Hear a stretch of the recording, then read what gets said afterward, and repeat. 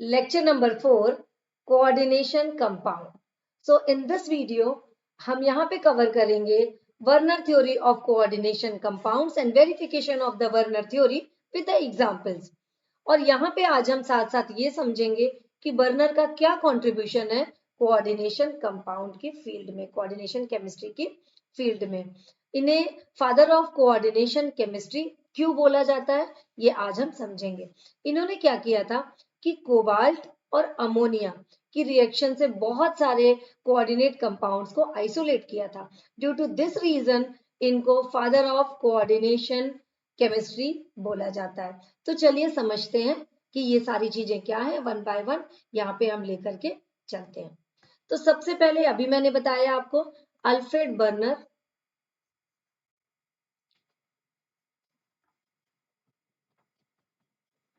इन्होंने क्या किया था 1892 में किसके से, cobalt and ammonia, cobalt and ammonia से इन्होंने डिफरेंट कंपाउंड्स आइसोलेट किया था. वो कंपाउंड्स कौन कौन से थे, COCl3.6NH3, COCl3.5NH3, COCl3.4NH3. और इनके सबके डिफरेंट कलर थे due to the different number of ammonium. यहाँ पे डिफरेंट कलर थे. इसका कलर था येलो जो इन्होंने आइसोलेट किया था, इसका कलर था पर्पल, देन COCl3.4NH3 इसका कलर था वायलेट. और अकॉर्डिंग टू द नेम इन्होंने नाम दिया था, यहाँ पे इनके अलग अलग डिफरेंट नेम थे. अकॉर्डिंग टू कलर इन्होंने इसके नेमिंग भी की थी. तो नेम क्या थे इनके, येलो कलर वाले को इन्होंने बोला ल्यूटियो कॉम्प्लेक्स, ल्यूटियो कॉम्प्लेक्स. यहाँ पे जो पर्पल कलर का था इसका नाम दिया इन्होंने पर प्यूरियो, पर प्यूरियो कॉम्प्लेक्स, पर प्यूरियो कॉम्प्लेक्स. और इसका नाम दिया था प्रेसियो कॉम्प्लेक्स, प्रेसियो कॉम्प्लेक्स. इन्होंने इस तरीके से, ये कब की बात है 1892 पे ये वर्क हुए थे. इसके बाद इन्होंने अकॉर्डिंग टू दीज कंपाउंड्स इन्होंने कुछ पोस्टुलेट्स बताए थे. वो क्या है उसको समझ लेते हैं.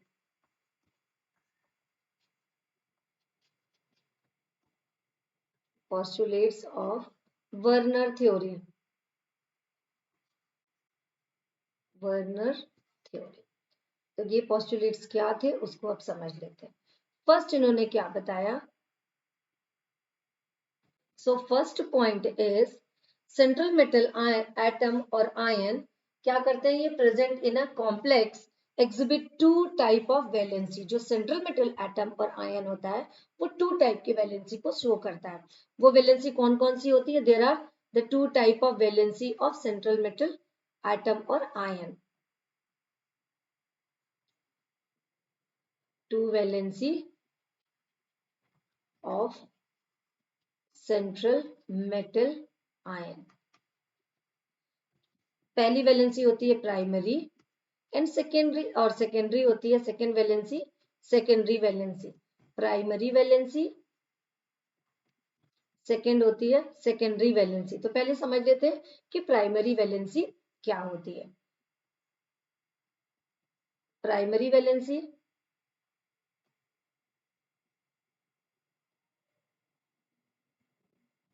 Primary valency always satisfied with the negative charge. ये हमेशा नेगेटिव चार्ज से सेटिस्फाई होती है. फॉर एग्जाम्पल अगर यहाँ पे मैं एक एग्जाम्पल लूँ CO, और इसे हमेशा डॉटेड लाइन से हम रिप्रेजेंट करते हैं. तो ये 1 2 3 4 5 6 ये हो गई. अगर हम यहाँ पे बना रहे हैं NH3, ये लगा रहे हैं NH3, NH3, NH3, again NH3 और NH3. ये क्या एग्जाम्पल लेके चल रहे हैं हम लोग, COCl4 COCl3 6NH3 का एग्जाम्पल हम लेकर के चल रहे हैं। COCl3 6NH3। तो ये तो मेरी थिक लाइन है यहाँ पे। अभी क्या बताया, प्राइमरी वैलेंसी की अभी हम बात कर रहे हैं। बात किसकी कर रहे हैं अभी हम, प्राइमरी वैलेंसी। तो प्राइमरी वैलेंसी क्या होती है, प्राइमरी वैलेंसी हमेशा satisfied with the negative part से ये सेटिस्फाई होंगी। जैसे Cl क्या होता है, नेगेटिव आयंस में आयोनाइज होगा, और ये क्या हो गया, इसे हम डॉटेड लाइन से रिप्रेजेंट करते हैं, Cl, then this side Cl। तो इसे हम डॉटेड लाइन से रिप्रेजेंट करते हैं। तो ये किसको रिप्रेजेंट कर रहा है, प्राइमरी वैलेंसी को। और जब भी हम इसे सॉल्यूशन में या वाटर में डिसॉल्व करेंगे तो ये प्राइमरी वैलेंसी क्या होती है, डिसॉल्व हो जाती है, डिसोसिएट हो जाती है। सो प्राइमरी वैलेंसी डिसोसिएट हो जाती है, लेकिन सेकेंडरी वैलेंसी जो है वो डिसोसिएट नहीं होती है। अब देख लेते हैं कि सेकेंडरी वैलेंसी क्या होती है। तो सेकेंडरी वैलेंसी में, सेकेंडरी वैलेंसी अभी ये जो डॉटेड लाइन है ये हो गई मेरी primary valency. Secondary valency thick line से हम इसे रिप्रेजेंट करते हैं, और सेकेंडरी वैलेंसी या तो न्यूट्रल होगी, या तो न्यूट्रल होगी और नहीं तो नेगेटिव होगी। न्यूट्रल और नेगेटिव से ये सेटिस्फाई होती है। और सेंट्रल मेटल एटम और आयन क्या होता है, पॉजिटिव होता है, और इससे लगे हुए सारे क्या होंगे, या तो नेगेटिव और या न्यूट्रल। तो अभी हमने देखा यहाँ पे कि जो प्राइमरी वैलेंसी है always satisfied with the negative ions, और जो सेकेंडरी वैलेंसी है न्यूट्रल और नेगेटिव दोनों तरीके से हो सकती है। इन सेकेंडरी वैलेंसी की नंबर्स हमेशा फिक्स होते हैं। तो ये हो गया, और ये क्या होता है, इसी से हम कोऑर्डिनेशन नंबर भी निकालते हैं। तो ये हो गई हमारी प्राइमरी और सेकेंडरी वैलेंसी। सेकेंडरी वैलेंसी यहाँ पे डायरेक्शनल होती है, और जो प्राइमरी वैलेंसी है ये नॉन डायरेक्शनल होती है। बट यहाँ पे जो नेगेटिव आयंस हैं ये कभी कभी डुअल नेचर भी प्ले करते हैं। ये सेकेंडरी वैलेंसी का भी काम करते हैं और प्राइमरी वैलेंसी का भी काम करते हैं। तो जो प्राइमरी वैलेंसी का वर्क करेगा वो क्या होगा, वो डिसोसिएट हो जाएगा इन वाटर, लेकिन जो सेकेंडरी वैलेंसी का वर्क करेगा वो क्या होगा, वो वाटर में आकर के डिसोसिएट नहीं करेगा। इसीलिए इनको हम ड्यूअल नेचर बोलते हैं। चलिए अब इसका कुछ एग्जांपल्स और समझ लेते हैं। अभी मैंने आपको एक एग्जांपल करके बताया। फॉर एग्जांपल जैसे मान लो CO था, इसको एक बार और देख लेते हैं तो ये और अच्छे से क्लियर हो जाएगा। ये हमने क्या किया, सब तरफ लगाना है हमको COCl NH3। तो यहाँ पे 6NH3 COCl3 डॉट 6NH3। ये ओल्ड नोटेशन था, इस तरीके से ही उस समय पे इसको डिनोट करते थे। ये हो गया NH3 NH3 NH3 NH3 और ये NH3। अब इसमें ये हो गई इसकी सेकेंडरी वैलेंसी, ये हो गई इसकी प्राइमरी वैलेंसी। अभी मैंने इसका एग्जांपल आपको बना करके बताया था। ये हो गई हमारी primary dotted line, and secondary valency क्या है, सेकेंडरी वैलेंसी जो है ये थिक लाइन से हम इसको डिनोट करते हैं। तो यहाँ पे एक्सपेरिमेंटली ये प्रूफ हुआ कि जब हम इसे आयोनाइज करते हैं तो यहाँ पे क्या होते हैं, 3Cl माइनस इसमें से निकलते हैं। 3Cl माइनस डिसोसिएट करता है, तो इसमें से ये पता चला कि ये डिसोसिएट होते हैं। दैट मीन्स क्या है, ये प्राइमरी वैलेंसी है। और इसका कोऑर्डिनेशन क्या आएगा, कोऑर्डिनेशन नंबर जो है इसका 6 आता है। कोऑर्डिनेशन नंबर इज 6 आता है, क्योंकि 6 यहाँ पे NH3 CO से लगे हुए हैं। जो CO क्या है, पॉजिटिव चार्ज होता है, और ये अमोनिया और Cl क्या होते हैं, नेगेटिव भी हो सकते हैं और यहाँ पे न्यूट्रल भी हो सकते हैं। एक दो एग्जांपल्स और चेक करते हैं। सेकेंड एग्जांपल लेते हैं अपन COCl3 डॉट 5NH3। 5NH3 इसका एग्जांपल देखते हैं और इसका स्ट्रक्चर चेक करते हैं। ये हो गया CO 1 2, ये 3 लगा दिया यहाँ पे, ये 4 और ये 5। तो इन्हें हम क्या करते हैं, थिक लाइन से लगाते हैं। NH3 NH3 NH3 H3 N से। अब हमें देखना है यहाँ पे Cl3, यहाँ पे 3Cl3 लगे हुए हैं, तो 3Cl3 यहाँ पे एक लगा दिया, एक Cl इधर और एक Cl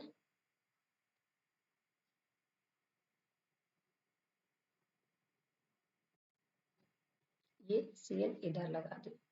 अब इसको समझते हैं इसका स्ट्रक्चर। अभी हमने प्रीवियस एग्जाम्पल में ये चेक किया था कि अमोनिया वहां पे कितने लगे हुए थे 3, तो कोऑर्डिनेशन नंबर जो है कोबाल्ट का वो 6 होता है। लेकिन यहाँ पे क्या है, हमारे पास 5 NH3 लगे हुए हैं। बट यहाँ पे मैंने क्या किया, यहाँ पे एक थिक लाइन और एक डॉटेड लाइन से रिप्रेजेंट किया है। सो एक्सपेरिमेंटली ये प्रूफ हुआ कि इसे भी जब वाटर में डिसॉल्व करते हैं तो क्या होते हैं, 2Cl- ये डिसोसिएट होते हैं। 2Cl- डिसोसिएट होने का मतलब है कि जो ये Cl है ये सेकेंडरी वैलेंसी भी शो कर रहा है और प्राइमरी वैलेंसी भी शो कर रहा है, मीन्स डुअल नेचर यहाँ पे शो हो रहा है। तो अब यहाँ पे अगर मैं इसे डिसोसिएट करूं तो क्या निकलेगा, COCl3 डॉट 5NH3। अब इसे अगर डिसोसिएट करते हैं इन वाटर तो ये क्या होगा, COCl3 dot 5NH3 2 plus not Cl3 only Cl, sorry 1 minute, ये हो गया COCl डॉट 5NH3 2 प्लस यहाँ पे होगा। देन और क्या बना हमारे पास 2Cl माइनस। मीन्स अब यहाँ पे हम ये देख रहे हैं कि जो ये 5NH3 है ये सेकेंडरी वैलेंसी को शो कर रहा है और यहाँ पे एक जो Cl है वो भी सेकेंडरी वैलेंसी को शो कर रहा है। जो ये प्राइमरी वैलेंसी था ये तो डिसोसिएट हो गया 2Cl माइनस। एक्सपेरिमेंटली प्रूफ होता है कि 2Cl माइनस इसमें से मूव आउट हो जाते हैं और ये बचता है COCl dot 5NH3 2 plus ion, then 2Cl minus ion इसमें डिसोसिएट होते हैं। अब अगला एग्जांपल्स और लेकर के चलते हैं। नेक्स्ट एग्जांपल है COCl3 डॉट 4NH3 और इसे और हम क्या लिख सकते हैं, इसे हम इस तरीके से COCl और COCl3 डॉट 3NH3, ये दोनों यहाँ पे मिलते हैं। तो इसको समझ लेते हैं। अगर यहाँ पे CO है तो CO से हमने क्या किया, 1 2 3 4NH3 को तो लगा दिया, NH3 NH3 NH3 और ये क्या हुआ NH3 को लगा दिया, तो 4NH3 लग गया। अब हमारे पास बचे हैं 3 क्लोराइड।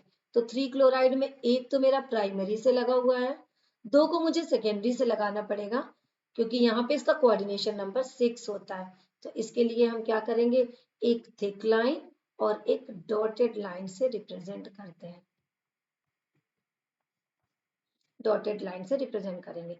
अब इसके लिए हमें क्या करना पड़ेगा, यहाँ पे सिर्फ 3 थिक लाइंस होंगी और 4 यहाँ पे क्या होंगी, डॉटेड। और इसको समझते हैं किस तरीके से, ये हुआ CO 1 2 3, ये हमने बनाया NH3 NH3, इसे H3N भी लिख सकते हैं, NH3, ये 3 हुई। अब हमारे पास 3 और चाहिए तो ये हो गया हमारा Cl, ये Cl, देन ये Cl।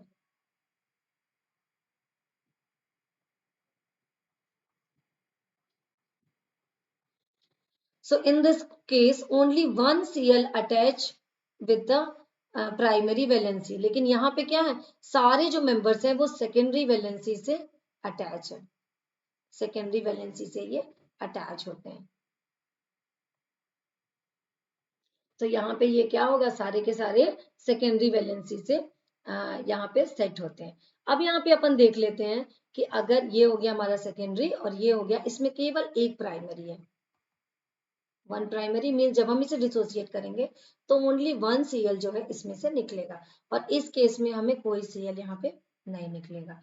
अब यहाँ पे समझते हैं, समराइज उन्होंने according to the ionisation behaviour of some cobalt complex, उन्होंने क्या क्या समराइज किया वो अपन देख लेते हैं। COCl3 डॉट 6NH3 लिया, NH3 लिया, तो ये क्या हो रहा है, ये डिसोसिएट होगा तो क्या बनाएगा, CONH3 कितने 6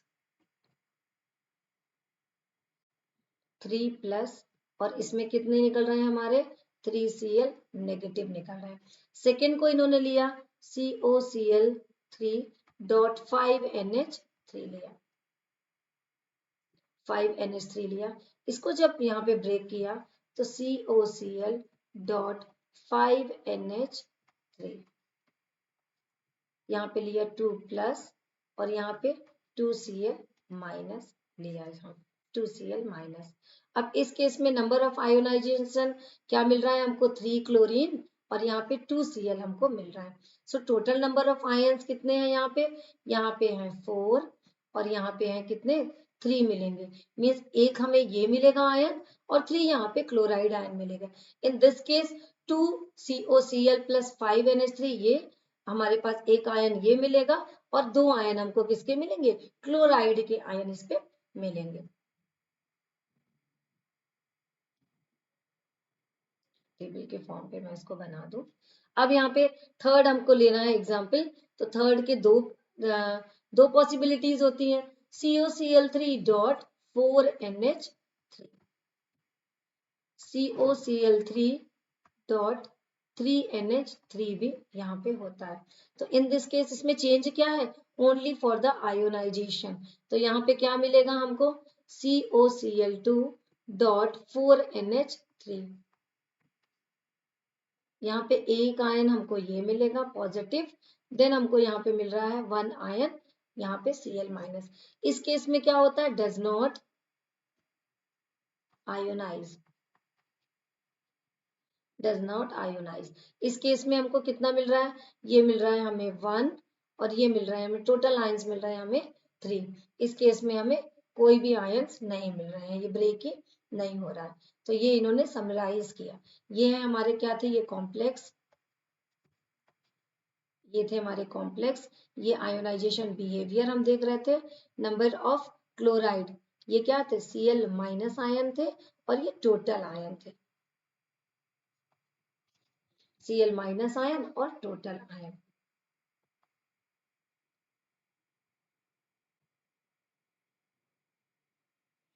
ये तो अभी हमने देखा कि इस तरीके से हम इसे रिप्रेजेंट करते थे।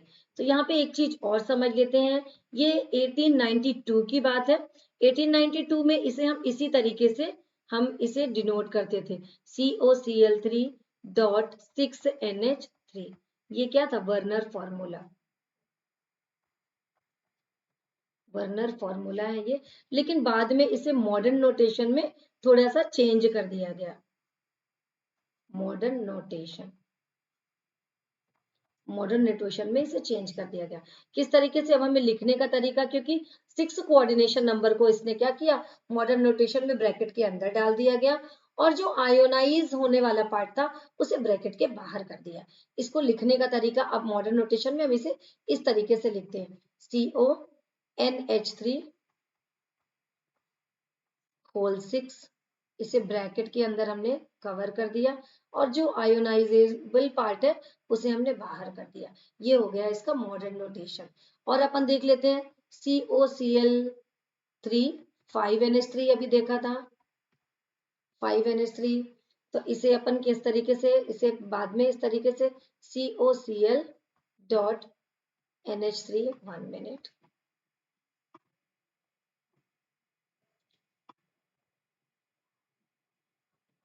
5NH3 इसे अब क्या किया गया ब्रैकेट के अंदर कवर कर दिया गया।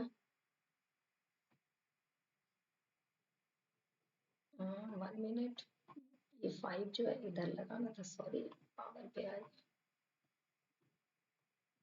NH3 होल 5 कर दिया और इसको ब्रैकेट के अंदर कवर कर दिया। इसे मॉडर्न नोटेशन में हम इस तरीके से, अब बचे हमारे पास कितने 2Cl बचे, तो यहाँ पे अब हम लिखेंगे Cl2।